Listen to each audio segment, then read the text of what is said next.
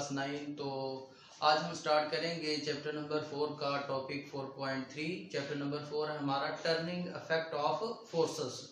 तो इसमें टॉपिक है 4.3 resolution of forces. Topic chapter number 4 और टॉपिक है हमारा 4.3 रेजोल्यूशन ऑफ फोर्सेस।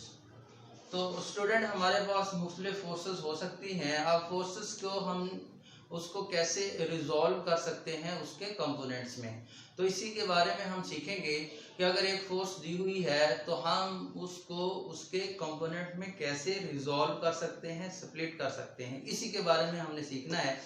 अब देखें, ऐसा प्रोसेस, ऐसा अमल जिसमें हम किसी फोर्स को उसके परपेंडिकुलर कंपोनेंट में डिवाइड कर दें या डिवाइड करने के प्रोसेस को रेजोल्यूशन ऑफ फोर्सेस का नाम देते हैं। अब हमारे पास एक फोर्स होती है। फोर्स हम ऐसा करते हैं, एक फोर्स किसी डायरेक्शन में एक्ट कर रही है तो उसको अगर हम उसके ऐसे टू कंपोनेंट बना देते हैं जो कि आपस में परपेंडिकुलर होते हैं। परपेंडिकुलर कंपोनेंट कौन से होते हैं, परपेंडिकुलर फोर्सेस कैसी होती हैं।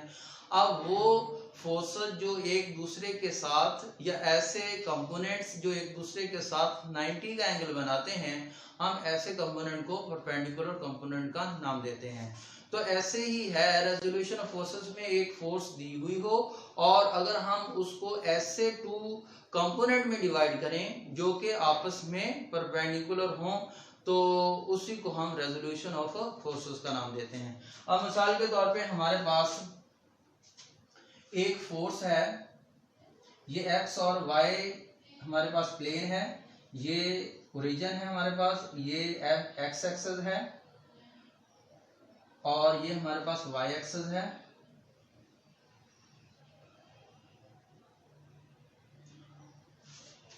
तो इसी तरह मिसाल के तौर पे एक्स वाई में हम एक फोर्स लेते हैं जिसका नेम है हमारे पास ओ ए, हम इसका रख लेते हैं। और इसी तरह अगर हम इस फोर्स को दो ऐसे कंपोनेंट में डिवाइड कर दें जो आपस में परपेंडिकुलर हो, तो इस प्रोसेस को हम रेजोल्यूशन ऑफ फोर्सेस का नाम देंगे। तो हम ऐसा करते हैं, ओ ए हमारे पास एक फोर्स है और ए पॉइंट से हमने इसके ऊपर एक परपेंडिकुलर ड्रा किया और इसी तरह जो कि एक्स वाई एक्सिस के पैरेलल है और इस कंपोनेंट को हम एफ वाई का नाम देंगे। और इसी तरह जो इस रिजल्टेंट फोर्स का दूसरा कंपोनेंट होगा वो एक्स एक्सिस के ऊपर होगा, तो उसको हम एक्स एक्सिस का नाम देंगे। अगर हम इसके नेम रख लें, जिस पॉइंट पे कट करती है इसका नाम हमने बी रख दिया, तो ऐसे ही जो एक्स एक्सिस के ऊपर एक कंपोनेंट है तो उसको हमने एक्स एक्सिस से डिनोट किया और एफ ऑफ एक्स से डिनोट किया, और जो वाई एक्सिस के पैरेलल है तो उसको हमने एफ ऑफ वाई से डिनोट किया। तो ऐसे ही ये जो रिजल्टेंट हमारे पास फोर्स है जो एक्स एक्सिस के साथ एंगल बनाती है, इसको हम थीटा का नाम देते हैं।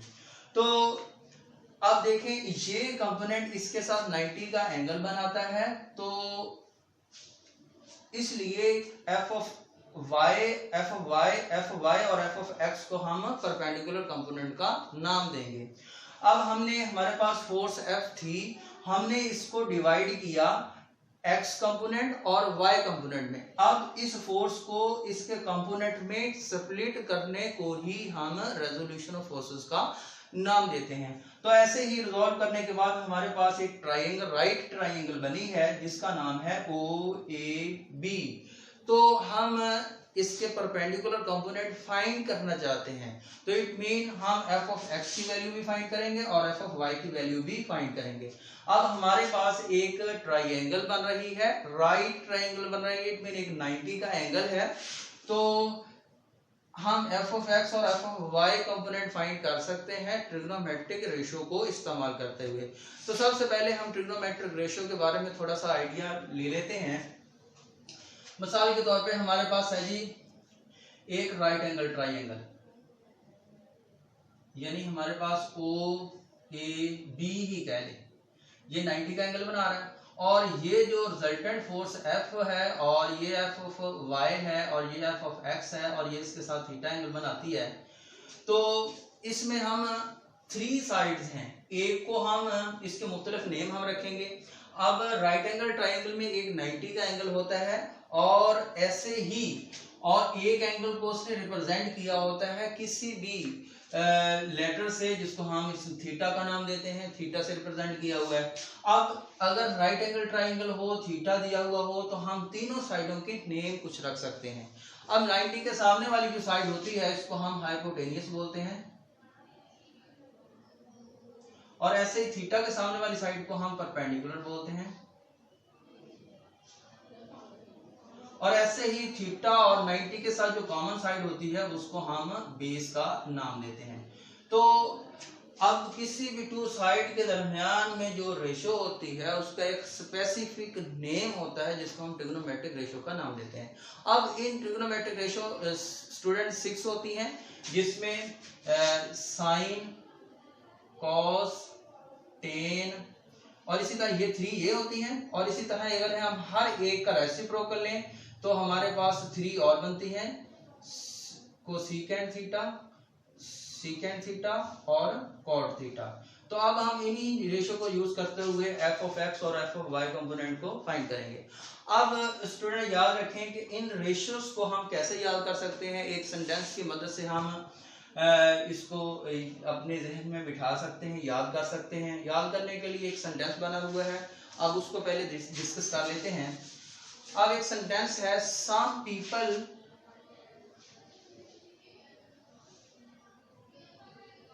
Have curly brown hair to post beauty.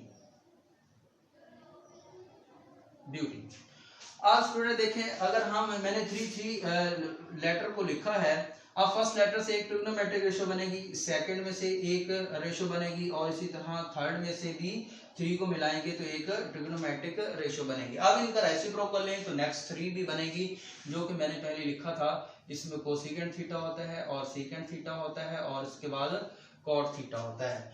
तो ऐसे ही अगर हम इससे एक बनाएं तो एस सम से यानी एस से शुरू हो रहा है तो इसलिए हम लिख सकते हैं sine theta is equal to, इसके बाद इज इक्वल टू डाल देना आपने और p perpendicular over hypotenuse.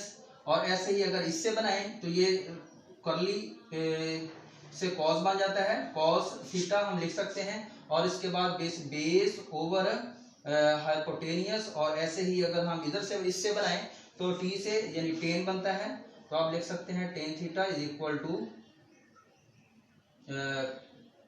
Perpendicular over base. तो ये हमारे पास 3 रेशियो होती हैं।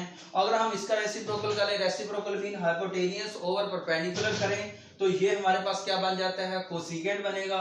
और अगर हम इसका रेसिप्रोकल करें यानी हाइपोटेनियस ओवर बेस कर लें तो सीकेंट बन जाता है। और ऐसे ही बेस ओवर परपेंडिकुलर कर लें तो हमारे पास कॉट बन जाता है। ये हमारे पास कुछ ट्रिग्नोमेट्रिक रेशियो थी जो कि हम इसमें इस्तेमाल करते हुए f ऑफ x और f ऑफ y कंपोनेंट की वैल्यू फाइंड करेंगे। तो ये हमारे पास फार्मूले हैं, कुछ आपने ये जहन में रख लेने हैं।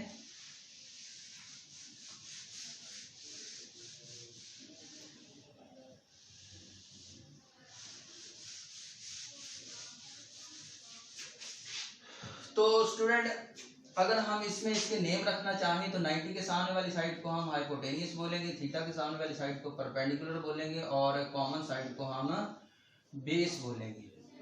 तो हेड टू टेल रूल की मदद से अगर हम इन तीनों वेक्टर्स को मिलाएंगे तो हमारे पास ओ ए जो होगा वो रिजल्टेंट वेक्टर होगा। ओ ए इज इक्वल टू ये हमारे पास ओ बी प्लस बी ए। अगर हम इनकी वैल्यूज पुट कर दें तो हमारे पास होगा जी ओ ए किसके इक्वल है, एफ के इक्वल है, और ओ बी किसके इक्वल है, हमारे पास एफ ऑफ एक्स के इक्वल है, और बी ए किसके इक्वल है, एफ ऑफ वाई। और अगर हम ये पुट करें तो F is equal to F of X plus F of Y. तो ऐसे ही आपकी बुक के अंदर एक इक्वेशन बनी हुई है कि एफ जो फोर्स होगी वो एफ ऑफ एक्स और एफ ऑफ वाई कंपोनेंट के सम के इक्वल होगी। तो ऐसे ही अगर हम इसकी एफ ऑफ एक्स और एफ ऑफ वाई कंपोनेंट की मैग्नीट्यूड अगर हम फाइंड करना चाहते हैं तो हम कुछ ट्रिग्नोमेट्रिक रेशो का इस्तेमाल करेंगे। अब देखें एफ ऑफ एक्स भी दिया हुआ है, ये बनाया हुआ है हमने, एफ ऑफ वाई भी बनाया हुआ है। अब अगर हम एफ ऑफ एक्स फाइंड करना चाहते हैं तो हम क्या करेंगे जी, इनके दरमियान में रेशो लेंगे, इस फोर्स और एक्स कंपोनेंट के दरमियान में। फोर्स गिवन है हमारे पास, दी हुई है, और ये थीटा भी दिया हुआ है किस डायरेक्शन में ये फोर्स दी हुई है। तो ऐसे ही आप लिखेंगे हमारे पास F of X over F is equal to, अगर हम इसके नेम लिखना चाहें तो इसको लिख सकते हैं O B over O A is equal to, अब ये हमारे पास क्या है जी, बेस ओवर हाइपोटेनियस, ये किसके इक्वल हमने फाइंड किया था। अब some people perpendicular over hypotenuse, ऐसे ही cos curly brown hair base over hypotenuse, ऐसे ही to post beauty ten theta is equal to, हमारे पास है जी परपेंडिकुलर ओवर बेस, तो परपेंडिकुलर, तो ये हमारे पास base over hypotenuse cos theta के इक्वल होता है, तो आप लिख सकते हैं कॉस थीटा। तो ऐसे ही अगर हम यहां से एफ ऑफ एक्स की वैल्यू फाइंड करना चाहें तो इसको डायरेक्ट हम ऐसे लिख सकते हैं, F of X is equal to F cos theta, ये हमारे पास एफ ऑफ एक्स कंपोनेंट आ गया। ऐसे ही हम F of Y component find करना चाहते हैं तो एफ ऑफ वाई किसके इक्वल होगा, F of Y over F is equal to हम लिख सकते हैं B A over O A, B A over O A is equal to, ये हमारे पास होगा perpendicular over hypotenuse, perpendicular over hypotenuse होता है, perpendicular over hypotenuse sine theta के इक्वल होता है। तो ऐसे ही अगर हम इसको ऐसे साइन थीटा के इक्वल लिख सकते हैं, तो F of Y is equal to F sine theta. तो ये हमारे पास कुछ टू कंपोनेंट थे जो हम फाइंड करना चाहते थे। एक फोर्स दी हुई थी और इसकी डायरेक्शन साथ में थीटा भी दिया हुआ था कि थीटा एंगल बन रहा है, थीटा कोई भी हो सकता है। तो हमने क्या किया था, इस फोर्स के परपेंडिकुलर कंपोनेंट बनाए हैं और हमने इसकी वैल्यूज फाइंड की हैं।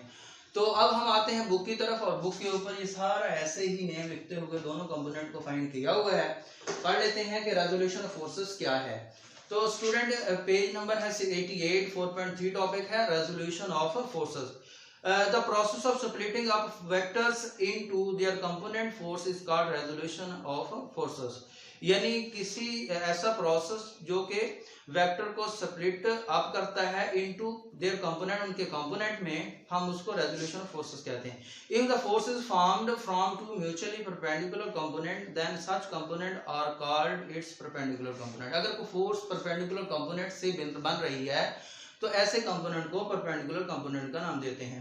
उसने हाईलाइट करके डेफिनेशन लिखी है, तो ये आपने रेजोल्यूशन ऑफ फोर्सेस में कर लेनी है। Splitting up of a force into two mutually perpendicular component is called resolution of that force. किसी फोर्स को परपेंडिकुलर कंपोनेंट में डिवाइड करना, स्प्लिट करना, रेजोल्यूशन ऑफ फोर्स कहलाता है।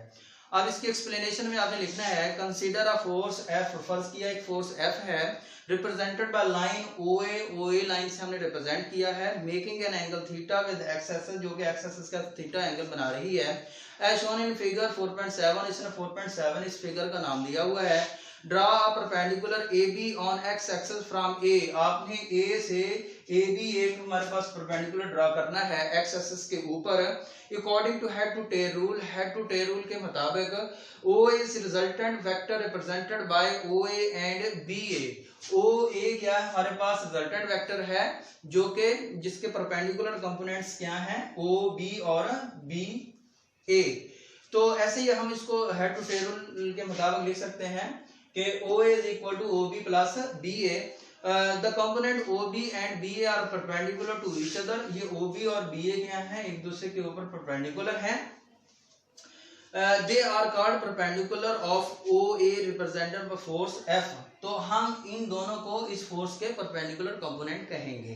Hence OB represent it's x component f of x, तो OB को हम x एक्सिस से डिनोट करेंगे तो x कंपोनेंट बोलेंगे, and BA represent its y component f of y, और BA को हम y कंपोनेंट से डिवाइड करेंगे।